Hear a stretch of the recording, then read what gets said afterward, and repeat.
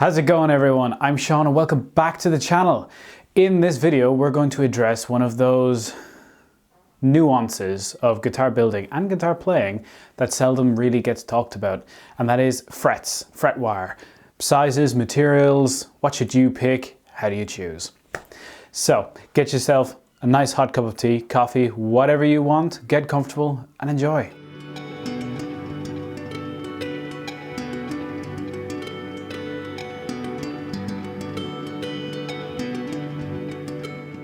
First off the bat, I think it would be prudent to address what are frets. What exactly are they? What are we going to be talking about today? Frets are the metal strips that go along your guitar neck and many other instruments that are out there. Frets are made up of fret wire, which go into a fret slot. Frets are not the gaps between the metal strips themselves. That is an important distinction. May seem very, very basic, but to some people, it's not. And what I want to cover in this video are really the basics. I want to make sure everyone is starting at the same level from the ground up and we all get a good understanding by the end of it. Frets come in many, many different shapes, sizes and materials. And each one has its own benefits or disadvantages depending on what you want, what you like and what you're looking to achieve. First off the bat, I think the best place to start would be with the material choice of your frets. Frets come in a couple of different materials. The most common is going to be nickel silver, and that's where we're going to start. So nickel silver frets are what we would consider standard frets. They come in a couple of different variations, but generally your off-the-shelf one, the one that you're going to want for your build, is going to be what they call 18% nickel. Contrary to what the name would suggest, nickel silver frets do not contain any silver. They are made up predominantly of nickel, copper and zinc.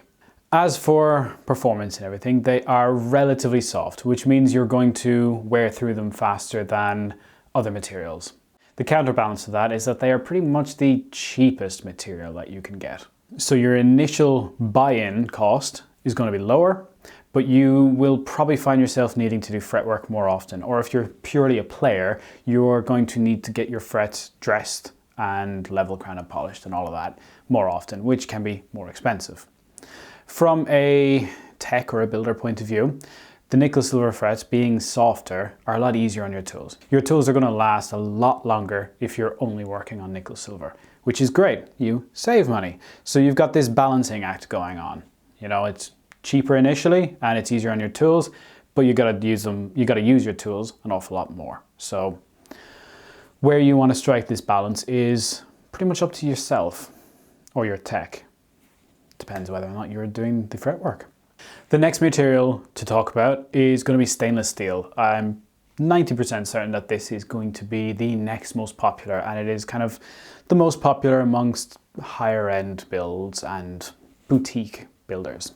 First of all, from a playing point of view, stainless steel frets are generally considered a lot more slick. They have less drag or resistance than nickel silver, which the primary benefit there is bending and sliding. This is generally easier with stainless steel frets, and that may influence how you play. You may be inclined to try a bit more with stainless, so that can be fun. The downside is that some people may find them too slick. Some people really like resistance when they bend. They like to have the feel of the fret fighting back. That nickel silver will do. And yeah, this is personal preference. If you haven't figured out yet, everything in this video is personal preference.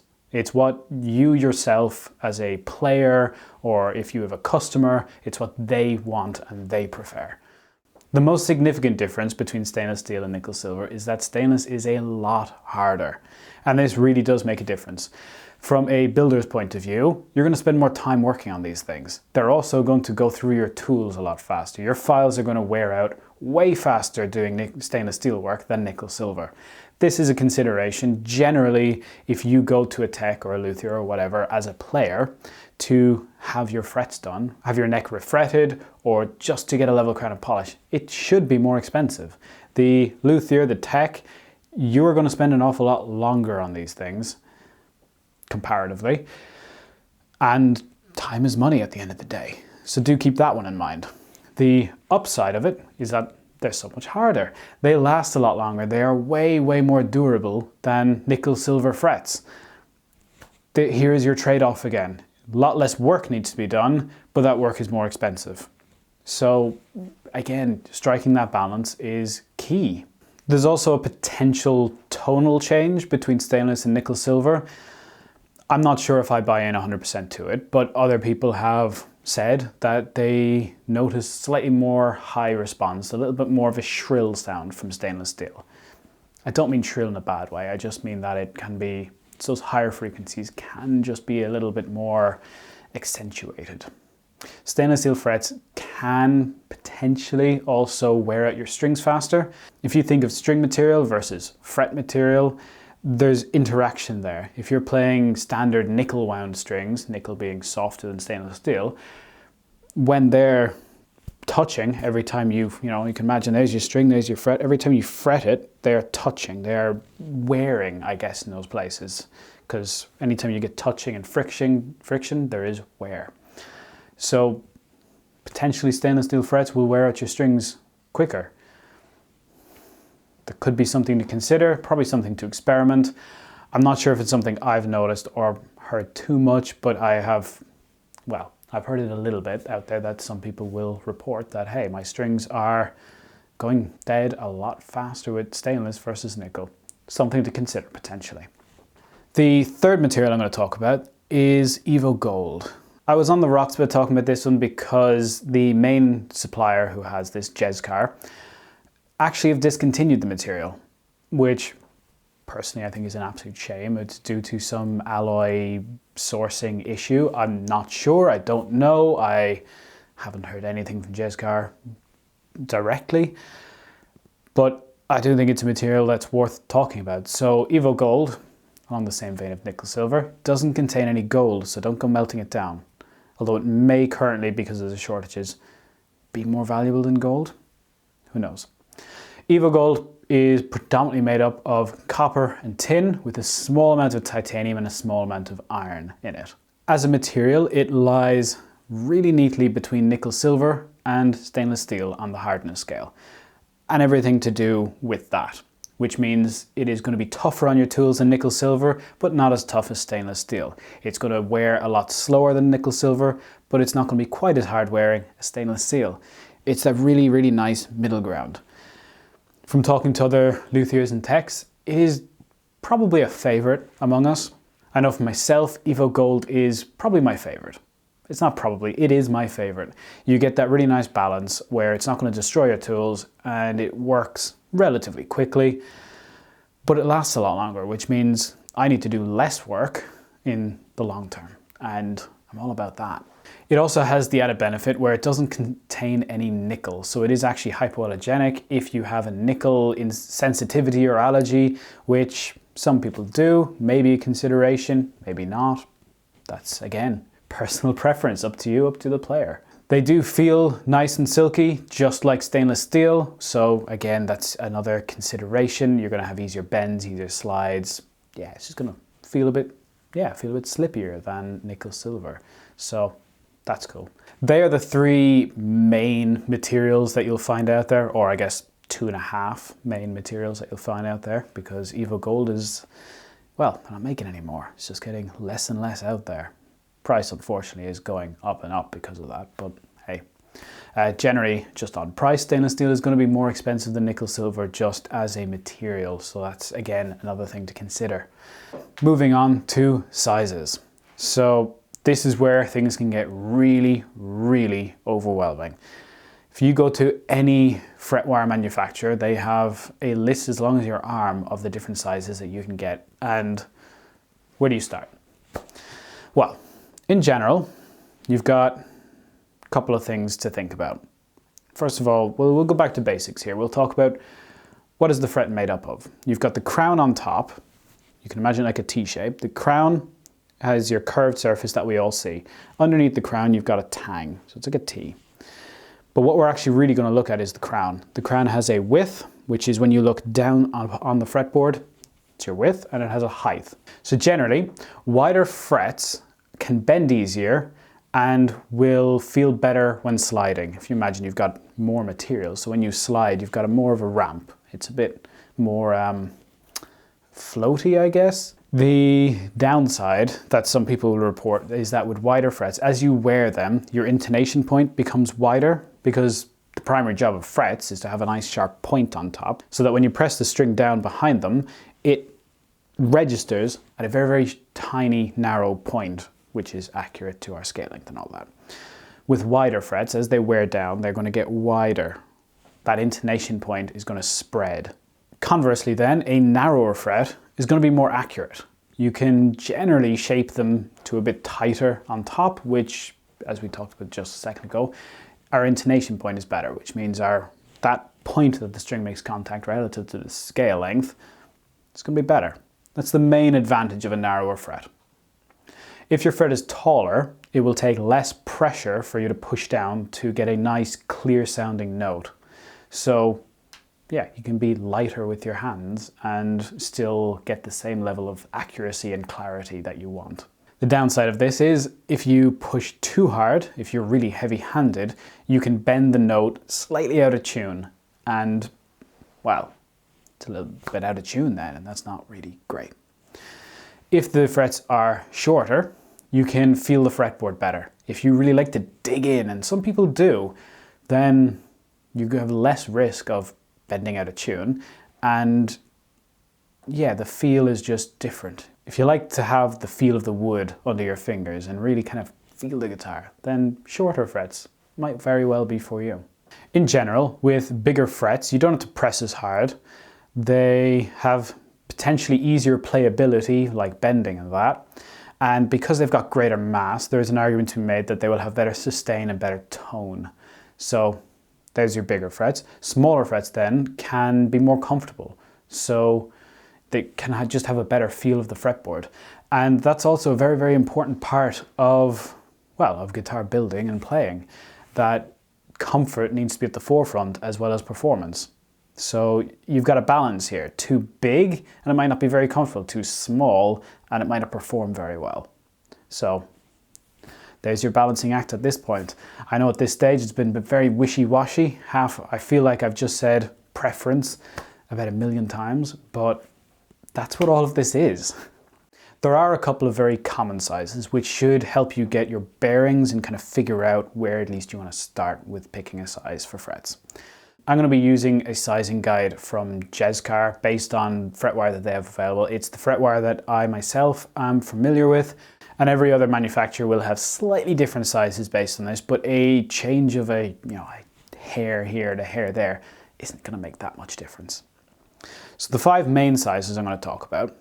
We've got vintage, we've got narrow tall, we've got medium jumbo, vintage jumbo, and jumbo. 5 different sizes.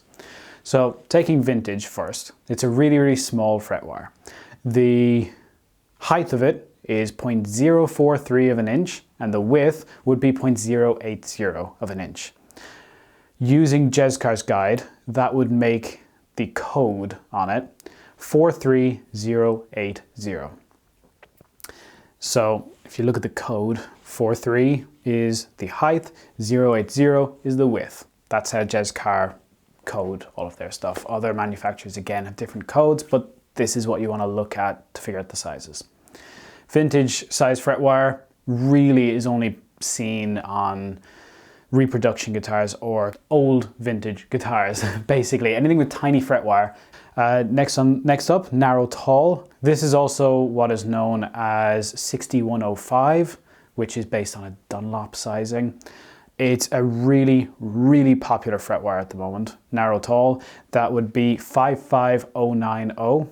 So it is 0.055 high, so pretty high, and 0.090 of an inch wide. So it's wider than vintage, but not by a huge amount. This one is just a nice fretwire, basically. It's tall, so it's fairly sensitive and all of that, like what I was saying earlier. But the narrowness of it just makes it accurate, really. That's the main thing. But it's not super narrow fretwire. It is the second narrowest on the 5 I'm going to talk to you about now, but it's not shockingly narrow. It's just a really, really nice fretwire. I think it's pretty much the most common on most production guitars that are coming out nowadays, unless specifically stated otherwise. It's probably narrow tall fretwire. Next up, medium jumbo. So this is one that's really, really popular on Gibson guitars and Gibson-esque.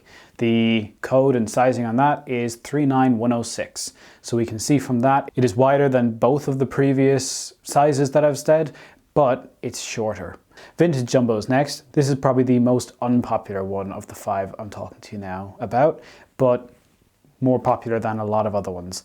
The sizing code from Jezcar on that one is 47104. So very, very similar width to the medium jumbo, but taller. Not quite as tall as the narrow tall. And yeah, so again, everything floats up and down. You get all these different sizes. It's just generally not too popular nowadays. There are better options out there, in my opinion, but still probably the 5th most popular size. And lastly is jumbo. So the code on this one is 57110. You can see that is higher and wider than everything else on this list. This is a big Fretwire. When you look at shredder guitars, for example, they usually have jumbo Fretwire. They just look massive. It's an interesting Fretwire, quite a popular one. It's probably the 2nd most popular on this list, actually. I would imagine narrow tall, jumbo, medium jumbo are probably the top 3 in popularity that are out there. These are 5 really good sizes to choose from if you're not exactly sure and if you haven't tried everything. I think probably 90% of guitars that are made kind of in a production setting are going to be using one of these 5 sizes. So it's a good place to start. Personally, my own preference is the narrow tall, the 55090. And I love it in Evo Gold. Unfortunately, as I was saying earlier, that's now discontinued, getting tougher and tougher to get, so I'm probably going to shift over to stainless steel. I know it's harder on my tools and harder on my own time, but I think the longevity of it is good, and yeah, I like the extra slick feel of it, so that's where I'm going to go with that. I'm going to try the nickel silver again, which I have used before, but I like the idea of the stainless steel. It has a slightly more premium vibe to it, I guess, than other ones. But again, my own personal preference. If I'm building a guitar for a customer, a commission, for example, I'll put whatever they want on it. At the end of the day, it's their guitar. It's what they want. And it's important to know what the different sizes and materials, what they add or take away depending on your own choices. Bigger frets, smaller frets, stainless steel, nickel silver. I saw phosphor bronze frets out there as well. I want to try them out. No idea what they're like. Maybe they're not even meant for guitars. Or maybe they're only meant for acoustics or classicals. I have no idea. Anyway, that is it for this video. Hit that like, hit that subscribe. Hopefully you enjoyed it. Let me know down below what your favorite Fretwire is. Was it something different to what I talked about here? Is it a different material? Have you tried different materials? Let me know. Have you found a decent alternative to Evo Gold? Thank you so much for watching, and I'll see you all again real soon.